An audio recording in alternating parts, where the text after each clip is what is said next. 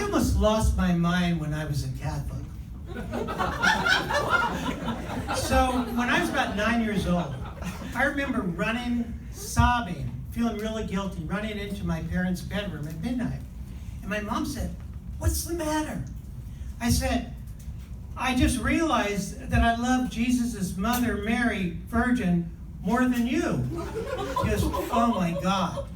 So here's the deal. Isn't that messed up? So here I am, 9 years old. I love a virgin I never met. I didn't even know she existed. And I'm trying to love her, and I love her more than my own mom. That's fucked up. So there are a lot of things about Catholicism that I didn't understand. For example, we were told that Mary was married to Joseph, but she was a virgin. Wow, that must have been an awesome honeymoon. And then Mary gets pregnant, but she doesn't know how it happened. Was Cosby around then?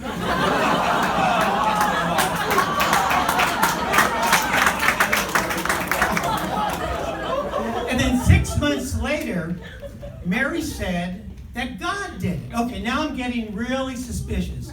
This is sounding like a Stormy Daniels hush money thing. And then I had my own problems with guilt. At 22, I had ED due to my sexual guilt. Yeah. So who'd I talk to? My priest.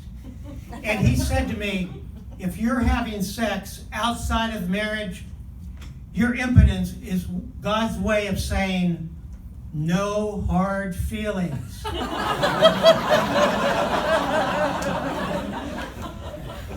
So it actually wasn't that bad growing up Catholic. My family had lots of friends who were priests. Now I know what some of you are thinking. Was I at risk or pressured to join their choir? No, I wasn't. I wasn't going to let them shove that down my throat, no matter how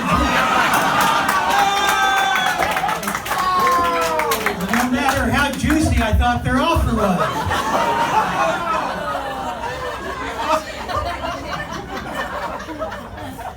Then there was a time, this gets worse, then there was a time that I went to confession to a priest who taught at our high school. This is true.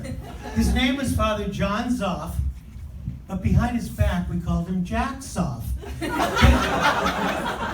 Because he was such a pervert. So I go to confession, and I tell him that during the last week, I had flicked my dick several times, and he wanted to know who I was. So in a low voice he says,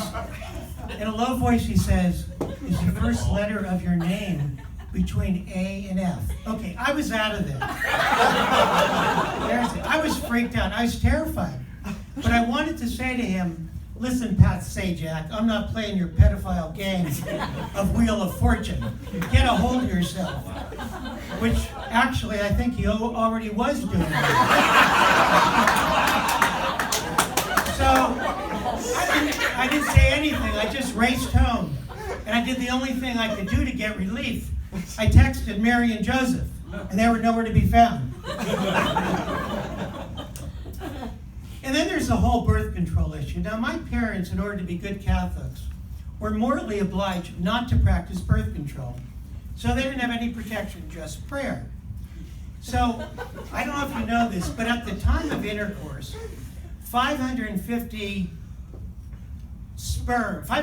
million sperm are released. I'm sure all the men in the audience know that. Or not. So, but here's the deal. Of that number, only if you get in. It's like an elite prep school. So it's also like a football game. So only one guy is needed to go over the goal line and score. And if he makes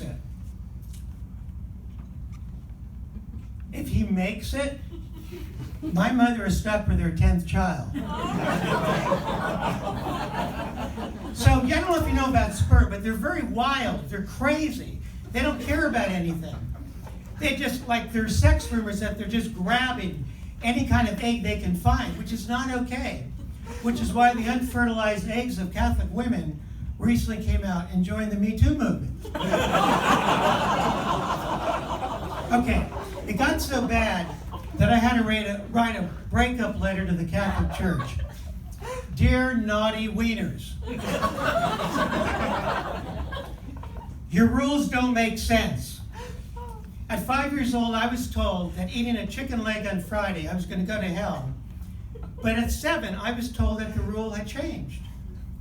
It didn't make sense. And to pedophile priest, my brother-in-law Hank, who is both a Catholic and a hunter, says that you guys should, the reason you guys are alive is because it's a sin and illegal to shoot you. My time is coming up.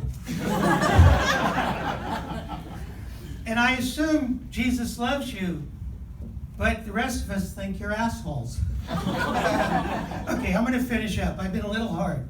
I want to leave this note and letter to the priests with a note of conciliation. And I mean this. I really hope the Catholic Church gets on board with the message of love. I bid you farewell, and from my heart, no hard feelings. Thank you.